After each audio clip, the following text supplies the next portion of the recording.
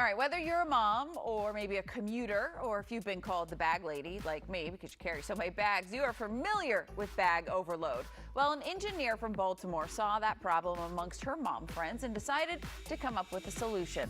Sherrill Mossee is an engineering graduate at the University of Maryland and worked in aerospace engineering for 23 years until she was let go from Lockheed Martin. She then started a nonprofit working with moms in college. It was during that time that she noticed many of the moms carrying way too many bags, a purse, one for school, one for the kids.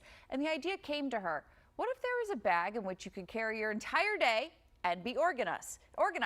Thus began the journey of MinkeeBlue. How do you even start to put a prototype together? Like, how did you learn all of this? Yeah, it is engineering. It's the way my mind works. It's problem solving, right? So I saw this problem that we were all carrying 2 or 3 bags. So we had our shoes in a plastic grocery bag and we stuck that in a tote bag, right? And then we would put a piece of fruit in the bag and mixed in with everything else in the bag. And I was like, I just want a bag where I could separate and organize. And so I was thinking, how could I still have a fashion bag, carry one bag, and separate the items that I needed for the day in the bag? And I finally came up with a design of putting a shelf in the middle of the bag where you can convert the bag from 2 compartments to a big open bag. I decided to make my own prototype. So I didn't run off to get somebody to make the bag because I needed to figure things out myself. So what I decided to do is that I went to Target. I bought a bag of the same shape and size of this bag I had envisioned in my head.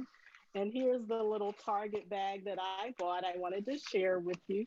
So I bought this bag from Target and I started cutting it up Oh, wow. into the I started cutting it up and just tearing it up and doing the things that how I wanted the bag to function. And I was like, this is where I want to put my shoes and this is where I want to put my lunchbox. And I said, well, I have to design a lunchbox. And so I can't sew, can't draw. So here's my little lunchbox. It's made of cardboard and I got staples and tape in here because I don't know how to sew. And you see this, goofy fabric here. This was my cardboard. So what I encourage people is not to shy away from you making your own prototype. You don't have to run off and try to get somebody to make it. It's just amazing how you saw a problem, you got to work, and you found a solution, and now look at you. What would you say to somebody that comes across something similar? They see a problem, they want to fix it, or they have this passion, and they're not sure how to go forward. What would you say? Yeah, sometimes when we think of an idea that seems really big, we have this fear because we're thinking about the end result before we take the little steps. And so when we have this fear of this really big idea, we tend to back off. And I'm saying that because that happened to me. But then what I decided to do and what I share with other people who have ideas is that you think about what you can do today. Try not to focus too much on the end result because it becomes so overwhelming with everything that you have to do.